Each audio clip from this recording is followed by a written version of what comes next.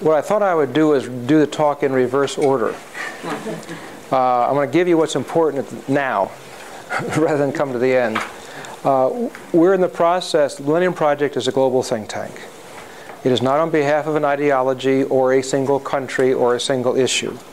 It's taking a look at the whole game. It is not the best possible, but there's nothing like this on the planet. All think tanks have either an ideological basis, a nation-state basis, or an issues basis. There isn't any think tank other than ours that cuts across institutional systems, whether they're UN systems, government systems, nation-state systems. We have a node in Tehran and Tel Aviv. We don't care what your ideology is. We're dealing with human beings. We've got serious stuff to do, and we're wasting people's time on ideological and single issues, nation-state sovereignty, stupidity. I have at least no patience with that nonsense. So we're creating a different kind of a think tank. All right?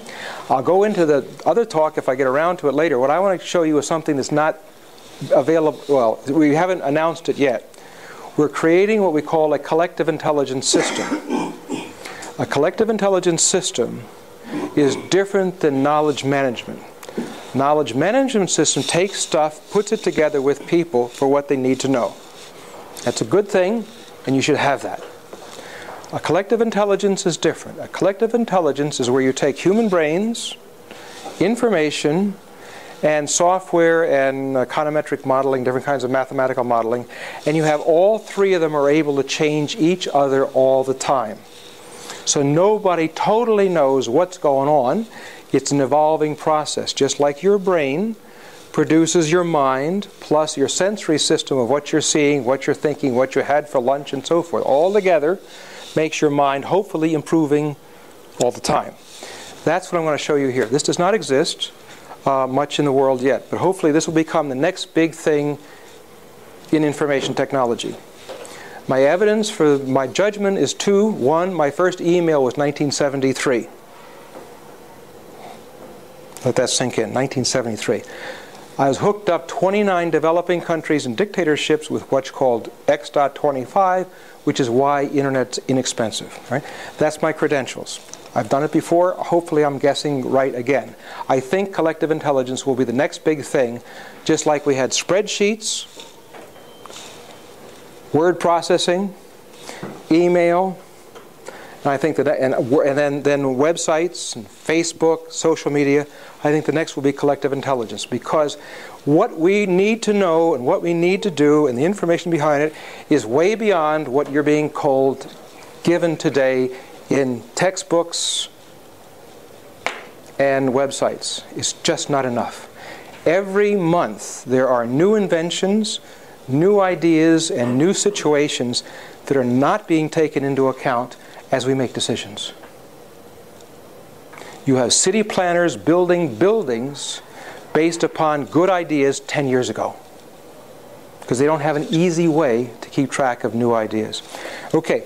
Now this is one version of a collective intelligence system. Just like you can have one version of a spreadsheet. Okay? There's different ways of doing this. This is, for my project, the Millennium Project, we have 15 global challenges that we track. I may or may not get into that. You can find out about that later on in that little piece of paper I gave you. So here the first challenge is, and not necessarily in order, the respiratory system is not more important than the skeletal system. But when you study biology, you study them in a linear way, right? Same thing with this. Each challenge is vitally important. They're not more or less important than the others.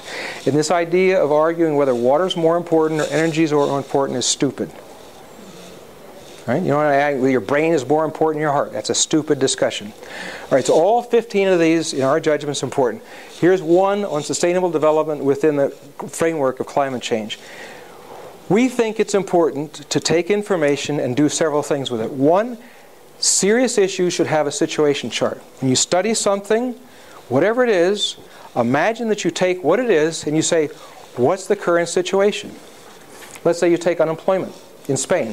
What's the current situation? Is it just a number? What else is important? What's the desired situation? What's the policies to address it? And then, if somebody disagrees, you got a discussion area and disagree. When a pattern emerges, you change the situation chart. Overview is all the text, all the data, all the, 200, you have behind this is 200 or 300 pages of stuff. You keyword search. The updates are the edits, because new information comes in every day. Right? Your textbooks are out of date every day. So this, you click here, and you'll see what edits have been made. So what you're seeing right now is a situation chart. What's the current situation? What's the desired situation? What are the policies to address the gap? All right? So if I click on, say, atmospheric levels, it tells me what they are. If I say click on, let's say, carbon tax, what are the advantages? What are they? What are the disadvantages? All right?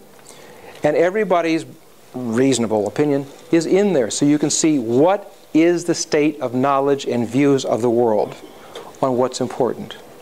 Simply and precisely. Now, so that's a situation chart. If I come over here to, for example, overview, that would be hopefully coming up here, is your normal textbook. Eventually, all right? So this is your short overview of one page, then one page of regional considerations, and then a whole lot of pages of detail. That's your normal textbook. Now, because things change every day, we click the updates. And in the updates, it's supposed to tell me, if this works okay, what edits have been made. So you can watch in a very transparent way what edits have been made and where. All right? You don't get that in textbooks today. So you can actually click these on and find out the context. Up here is scanning. Scanning, on a sailing ship, Spain was pretty good for sailing ships. On the top of a sailing ship, you have some guy, whether he liked it or not, was on top of the mast, right? And he's looking out and saying to the captain in new territory where the rocks are and where is a safe channel. All right? That's the job of a scanner. So we do scanning in futures research too. Where are the new ideas that are good? Where are the bad ideas? What's going on around the world? And then reporting back what's important to know. That's the function of scanning. So if I click on scanning here, it gives me new ideas that I have to take into account for that particular issue. And I can rate those ideas in terms of how important they are, because some ideas are less important than others. So the system can educate itself about what's important, because you don't have time to read everything. Think of the information that comes into your presence every day. Newspapers, magazines, emails, friends' correspondence, meetings, all that stuff. There's no way you can read it all, right? So every day you're a little behind. So how do you address this? Well, one of the ideas of collective intelligence is it should be selecting intelligence all the time, what's precise for you. By the way, how many of you know what Google Alerts is? Okay. How many of you use Google Alerts? All right. All of you, I want, next time I see you, I want you to do a Google on the word Google Alerts. And then I want you to ask yourself, what are the most important ideas for your life? That's your judgment. You put those words in, enter, and you can do several Google Alerts. And then every day, Google searches the whole world and then gives you news on just what you want. You should use it. It's an intelligence service, free of charge, every day. And yes, I do own stock in Google, but it's still a good idea. And yes, I'm one of their lecturers. But it's a good idea. Google Alerts, you all should use it. It's a darn good service. Okay, so this is another version. This is like even a Google on top of Google, because we have a bunch of peer reviewers going through it, so it's even culling even more precise. And then we have them rated. The next one are news items. The scanning items are things that stay in the system, but information changes through time. Okay, a piece of information changes through time. Its meaning, its value changes through time.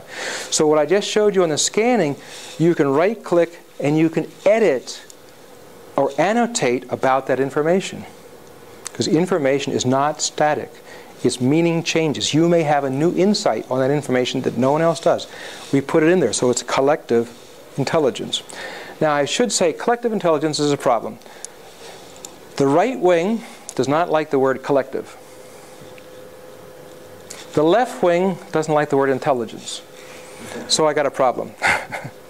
But the fact is, in Silicon Valley and in the ICT world, that's the term we're using.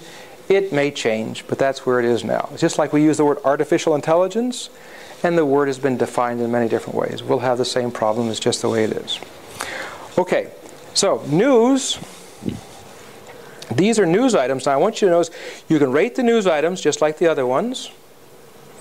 But over here, you have the source. This is the UN Environmental Program.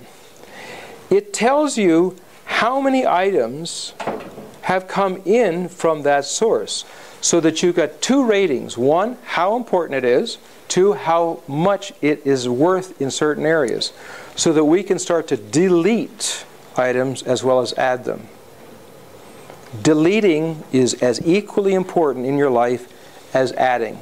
Right now we keep adding. Give me more feedback, give me more books, give me more stuff, which means we're more buried, which is in psychology we call it habituation. If you receive data, information, and you don't respond, that's habituation, which makes you stupid. Don't do that. Delete as much as take. Consider a room. You keep putting stuff into it, you can't use the room anymore. That's your brain. Okay, that's information. News. The next one is, I'll jump over to 6 here. You'll notice that, by the way, we can do horizontal searching as well as down searching. So we go over to, and we hit real-time Delphi. This is a questionnaire. So there's certain questions that we don't know the answer to that we think might be important. So you have here some instructions, and you are able to add questions and define what's important about the question. So here's a question. What % of humanity over 6 years old will be using internet in 2020? What's the best possible value in 10 years? What's the worst possible in the next 10 years? What's the impact of this, and so forth. And then you can put text in. Somebody, after a while, might say, that's a dumb question. We can delete it. A better question might be something else. We can add it. Most questionnaires have a deadline. You've got to fill it out and put it in by a certain time. You add up the stuff, and that's a report. This is not this. The questions can keep changing, and when the pattern of answer is clear, we can put it in the situation chart. So you keep changing the questions, and when the patterns are clear, you take them out. So that shouldn't. So everything in a collective intelligence is changeable. Discussion. That's where certain things are not clear, where you need to talk about it. All right, so that's like a normal blog where you just talk about things. We also know it's important to have computer models. Whatever the challenge is, what are the best computer models on the world on that question? You should know that. We should all know that. It's not hard. If you have a collective intelligence system, what are the best water models in the world? What are they? And we can argue about it. And when we finish arguing about it, here they are. Up comes a new model, we can change it, put it in. Just like your mind, constantly changing. Textbooks don't constantly change. And that's enough for that. Let's see, oh, yeah. Now, I'll go back to what I'm supposed to talk about, or what I agreed to talk originally. I want to get this in because a lot of times I say too much in the beginning and I don't get to the punchline. Collective intelligence system can be done for anything. This collective intelligence is for the global future. You could do a collective intelligence system for water. You could do a collective intelligence for brain functioning. You can do a collective intelligence for energy. You can do it for anything. Just like you can do a spreadsheet for anything and word processing for anything. Collective intelligence is the next big thing in ICT, in my view. But my view might be wrong. Okay. But the nice thing about my view with this is it can be corrected in a collective intelligence system. In a textbook, it's not corrected. You throw it out. Okay. The world is in a race between implementing ever-increasing ways to improve the human condition. New ideas, new answers are happening every single day all around the world.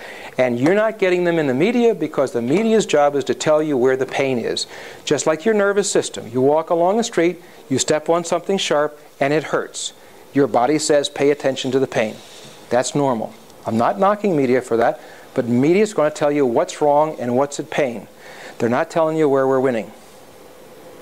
For example, there are fewer poor people as a percent and level now than 10 years ago. How many of you knew that? My point's made. We're winning on poverty. We're actually winning. But you don't know that. Right?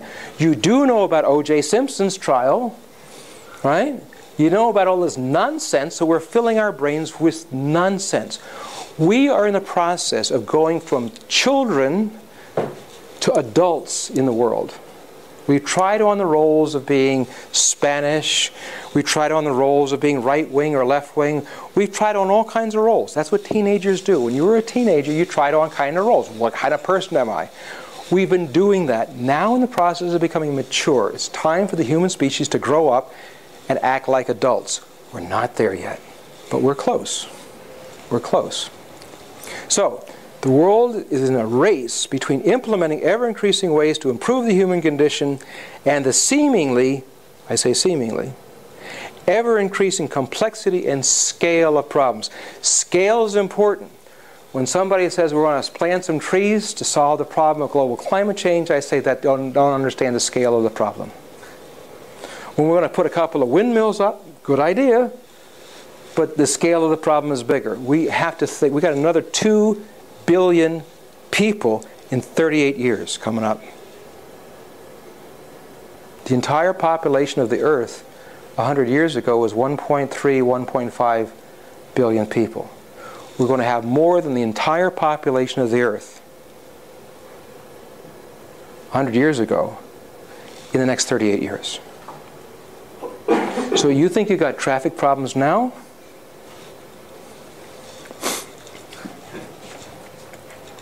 Collective intelligence, in my judgment, can help. I've done futures research for 40 years. I've seen issues and people and institutions come and go. I think this is important. And I think that's how we're going to win the race. It's just like you cannot solve your body's problem if your brain's not working. Right? Pretty obvious. We don't have global brain systems. We got political systems. We've got over $1 billion of bribery. We've got arm twists. We've got politicians elbowing each other. We do not have global collective intelligence yet. So the world needs a way to think together about the future, drawing on the collective intelligence of all of us. It doesn't matter whether you're in Iran or in Israel. Do you have something that's going to make it work better for humanity? I don't care if you're right-wing or left-wing. This is stupid, old thinking. So, the idea of the Millennium Project was to be a think tank on behalf of us, domesticated primates. That's supposed to be funny. You're allowed to laugh. Don't be so serious. All right. We are. We're domesticated primates. That's what we are. We're not post-terrestrials yet. But we'll get there someday, I hope. Yeah, by the way, there's another thing I haven't talked about that even. You can check out the Earth's magnetic poles. Right? You take the Earth, you take the Sun, we got magnetic stuff, and you have this electromagnetic, goes around the Earth and goes off and doesn't kill us. If the magnetic poles lose their strength, which they are just beginning, we're finding out now, 500 years, we're gone. We could have a 500-year deadline. How long is it going to take for us to migrate beyond the Sun? We don't know. We've never done it before. But between you and me, that's real. We will not be here in 500 years if the magnetic poles continue to lose their strength as they are right now. We're gone in 500 years. Now, the good news, and it's good news, imagine like with the zygote. You know, when you were inside your mother's womb, there's no way to forecast that you're going to come to this university. Right? There's no way to forecast what you are going to do. You're just this little thing inside of another human being. We are that in the solar system. We are 100% dependent upon the sun for everything. That sun goes, we're dead. 9 minutes later, we get 9 minutes. Right? Now, the trouble is that same sun that gives us everything that we need to be alive, like our mother inside when we were inside the womb, can also kill us with this magnetic change. It's a 500-year deadline. Now, the nice thing is, if we human beings do leave the solar system, we will have learned how to actually cooperate. What do we need to live beyond the sun? It'll be us like growing up. We're no longer dependent upon mommy and daddy. We're now an adult, independent of the sun. So that's a long-range deal. In the meantime, we need a think tank to think through all of these issues, from climate change to organized crime to magnetic poles. All these things we have to think through. So we need an independent, neutral think tank that is neither right-wing or left-wing or Iran or Israel or Spain or France, but we domesticated primates so that we can become post-terrestrials. We're not there yet. So it's put together by UN organizations, governments, NGOs, corporations, and universities. It'll become trans institutions. You hear people saying the institutional structure that we have today is not efficient, right? You hear people complaining about the institutions can't do it, they're not. So what are the new kinds of institutions? Here's one. A trans institution, unlike other institutions, is a combination of all the institutions. On the planning committee or the board of directors or whatever the organization has, and you can have a trans institution for AIDS, you can have a trans institution for IQ, you can have a trans institution for water, you can have it for anything. But the ruling body should come from all these institutional categories. The people who do the work should come from all these categories, but not a majority of anyone. The money should come from all these categories, but not a majority of anyone. And the value added. The advantage is when you do something as a trans institution, it has to make sense to the bottom line because business is there. It has to make sense politically because the government is there. It has to make sense to knowledge because the universities are there. It has to make sense to values because the NGOs are there. It has to be internationally sensitive because the UN or UN-related or international organizations are there. This also gives a flexibility that when the Millennium Project wants to act through corporations, it can. Iban is the chair of the Millennium Project here in Spain, and he works for a corporation. Right? In another place, it's university and so on. When we need to act through different categories, we can. Those categories, they can't. You know, businesses cannot act through governments. Well, they're not supposed to anyway. They do a little bribery sometimes. But that's illegal. We want trans institution to be a third category. You have for-profit law, every country. You have non-profit law. I want trans institution law as the third category, so that people can start to form trans institutions. So normally you might think, well, I'm going to start a business. You're in a business school, yes? How many people want to start a business? What are you doing here if you don't want to start a business? Okay, most of you want to start a business. You want to work for a business? Yeah? Okay. Someone wants to work for a business. You're getting lazy. Create your own business. You can create a trans institution. What's really cool to you? So imagine what's really cool to you that you want to add. Who in UN organizations are interested? You don't have to take the whole UN, it's too big. Who in government is interested? Who in NGOs or foundations interested? Who in corp? You create your own trans institution, and you will move faster than any one of those organizations acting alone. This is what gives the Millennium Project its flexibility, and these colleagues here will tell you we do a lot of stuff that's way off the charts of normal analysis because of that change. You can say no to that, yes to this, respond to feedback, because that's what makes the neural connections in the brain, the new wiring in the brain. The more your brain is wired, the more intelligent you are. And one of the ways you force your brain to make wiring is respond to the feedback. Here's a book, that's stupid. Here's a book, that's good. That forces the brain to make new wiring. Responding to feedback is one of the easiest ways to get more intelligent. Examples of what we do one in the next economic system. I'll talk about that a little bit. Middle East peace scenarios, we're involved with the Muslim Brotherhood, and that's one of the reasons they've made the changes, by the way, in the last 5 years. Science and technology scenarios, a good one to read. Open up your mind about what's possible. Education 2020, how do you make yourself smarter? Seeds of future media and entertainment, a lot of fun to go through all those capabilities. Latin America 2030, Iban's going to talk about that. Collective intelligence system for energy, that was our first application, but I gave you the updated one just now a little bit. Water scenarios for UNESCO, we're helping them on some stuff. Environmental security, extremely important issue coming up.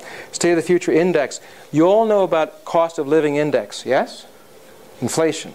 And you have different variables, you put them together and you say the inflation went up or down because of this, right? What this is the same thing, but for the whole future. We do a State of the Future Index for the world. Right now you hear people saying, gross national product per capita is a dumb measure. Because if you and I have a fight, the GDP went up. Right? Because the hospitals were engaged, the money transactions, the GDP went up. But that doesn't mean the value of the world has gone up. It went down. Because I might have lost in the fight to you. All right? State of the Future Index takes about 29 variables about what people around the world think is important about the future. Puts it together, and then anybody can take out a variable and say, let's make this one 10 times or 20 times more than before. And you see, does that affect the 10-year future? So this way you can do what they call sensitivity analysis to see what are the most important investments to make to improve the future. You can do a State of the Future Index, as we do for the world. You can do it for a country. You can do it for an index. And eventually you might learn how to do it for yourself. What's you in 10 years better? What are the variables? How do you measure them? And what are the most effective investments for your time? Our money comes from all these different categories. You'll notice that we have both UNESCO and the U.S. Army. I don't know anybody that has UNESCO and U.S. Army money together. Because we're dealing with the general future, that's why. So it's not right-wing, left-wing government. 10 minutes. Good thing I did collective intelligence first. So we got these 46 nodes around the world. Iban's going to tell you a little bit about his.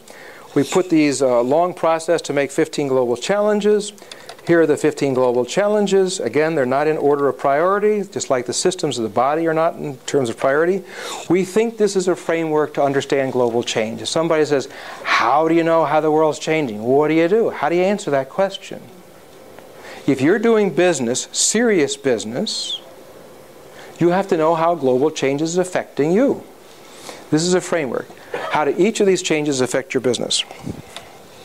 This is State of the Future Index. What this is saying in the world situation, we've improved a bit over the last 20 years, but we're not improving quite as much as we were before. We're going through a little difficult period. But it's still up. Humanity is winning more than it's losing. Repeat. Humanity is winning more than it's losing. What's my evidence? Global assessment of what people think is important and measuring that and putting it together. So you have no right to be pessimistic. You have a right to be worried. But you don't have a right to be pessimistic. So here's where we're winning. And this PowerPoint's available so you don't have to remember everything. And here's the data over those years where we're winning. And here's where we're losing. And that's the data over those years of where we're losing. And this is where we're not really quite sure. And there's a data on where we're not sure. One of the things that's important for Spain is you may have to start giving up the idea of looking for a job. Because there may not be enough jobs. You've heard this before, right? So if there's not enough jobs, then what are you going to do?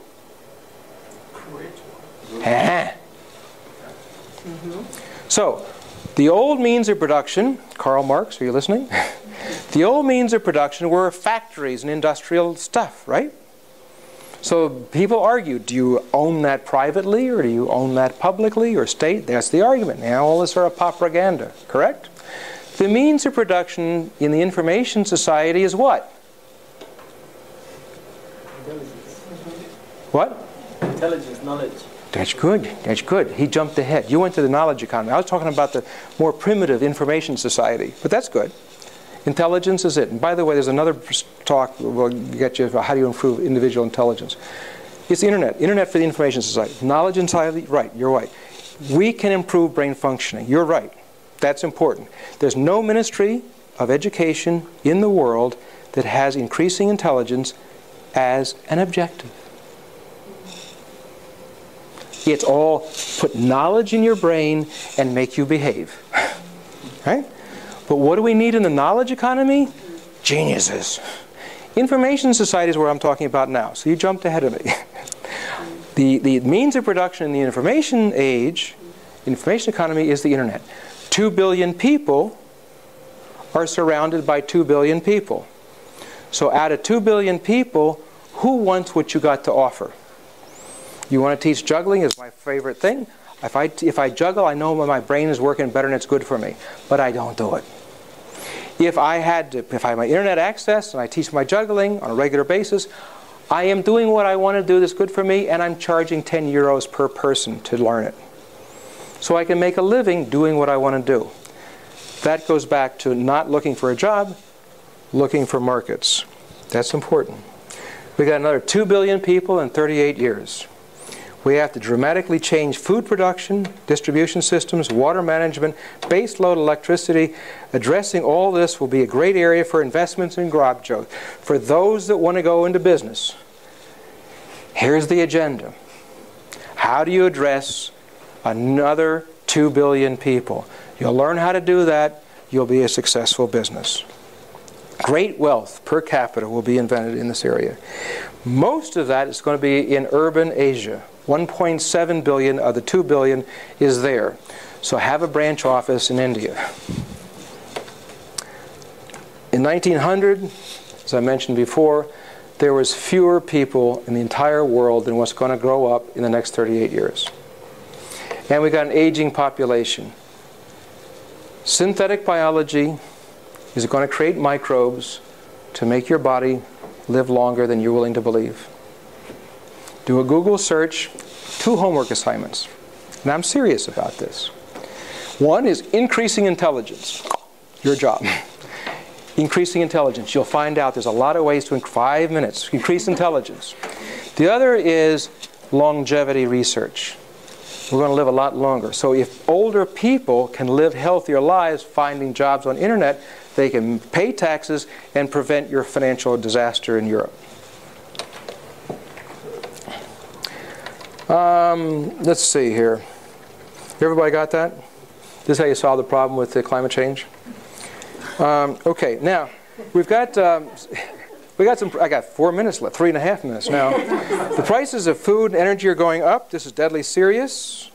Here are 16 reasons that the food price is going up. If food prices go up, you have social instability. We got 7 billion people right now. You don't want to have 5 billion in social chaos. It's a bad idea.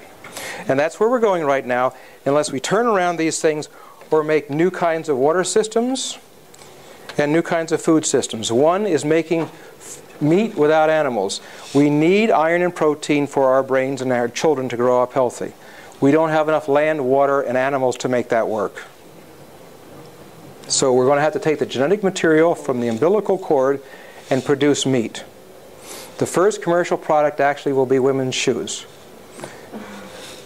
Because you take the same umbilical cord, the same stuff, and you make skin. You can make heart, you can make nose, you can make muscle, you can make skin. We will be manufacturing all those things without making animals. Animals are very inefficient. You got to have them for 4 or 5, 6 years, and then you hack them to pieces. They have diseases. It's a mess. You got to feed them. Here's your footprint. This is how much energy you need to produce it, and this is how much land it takes. This is a disaster. Cultured meat, don't ever use that term in my presence. Pure meat, bad PR. You're in business, you should know about PR. Who wants cultured meat or in vitro meat? You want pure meat. Make pure meat healthier for you, much better for the environment, much better for your body. Don't have the environmental impacts and the energy impacts. Right now, this is what it looks like. Not very appetizing, but this is the first stuff. Just like the first airplane wasn't too interesting. You know, it took a while to get to the moon. This stuff, though, can still be used. You can put it in sausage. You can put it in hamburgers. You can give it to children for baby food. It's straight brain food. Iron and protein makes babies' brains smarter. And if the price of food is going to go up, poor people won't get the iron and protein, which means we'll have a new mentally retarded class. It's serious.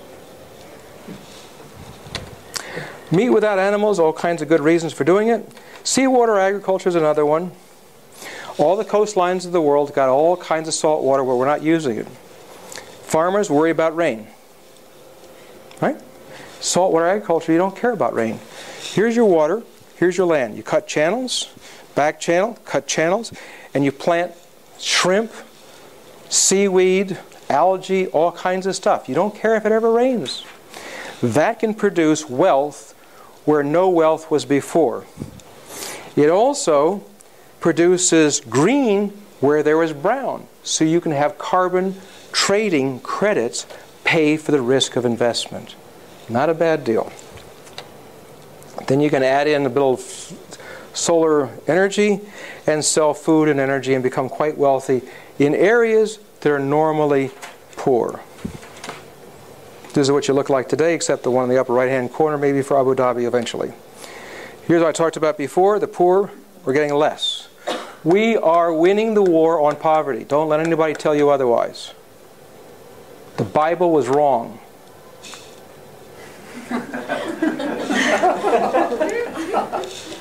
Give me a break.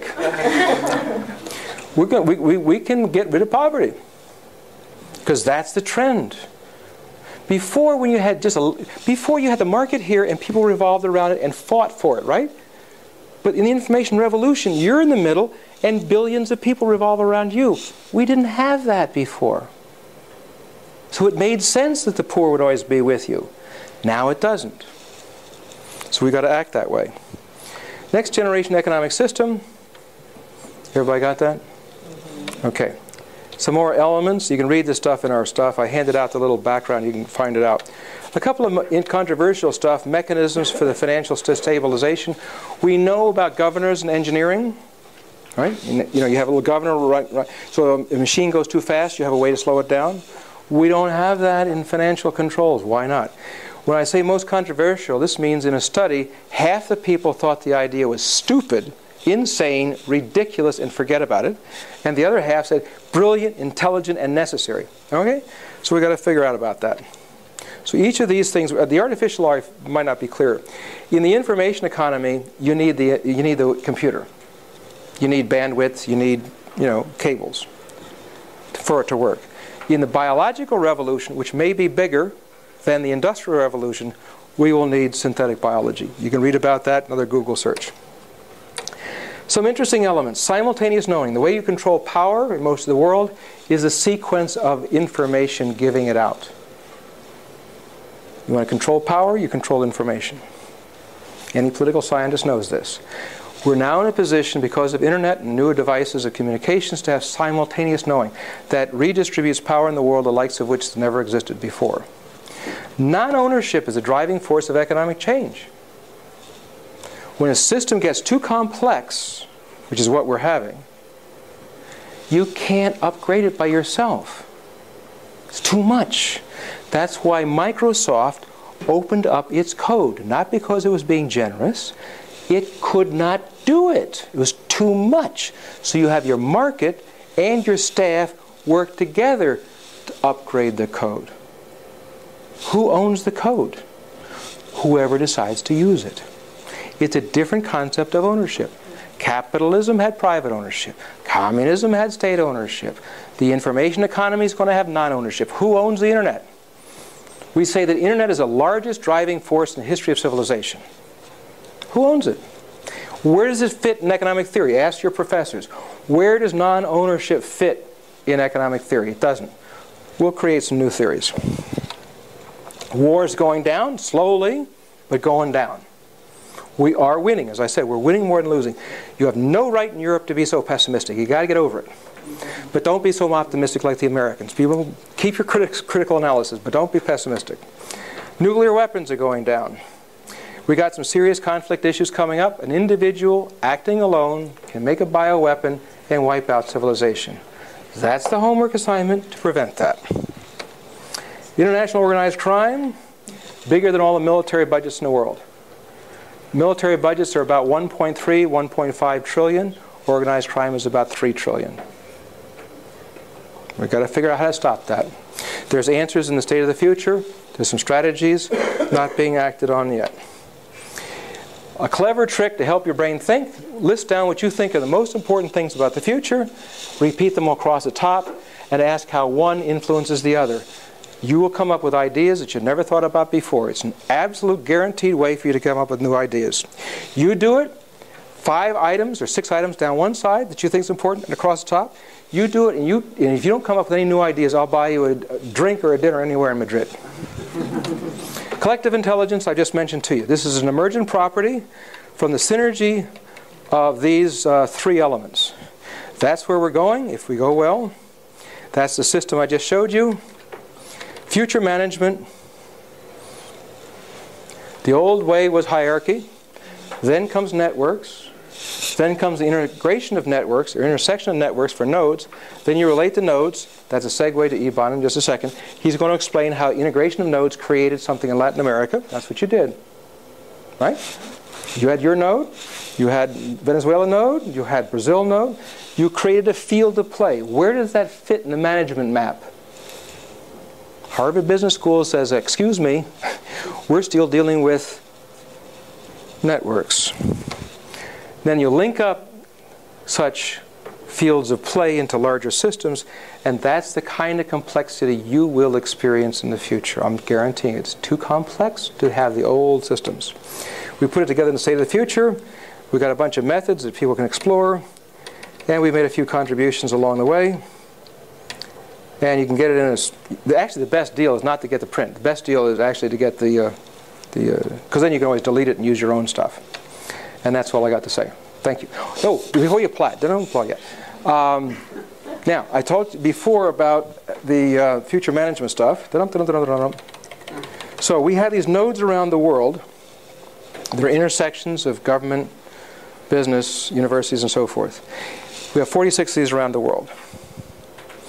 One of them is here in Spain. Iban is a chair with different players in the node.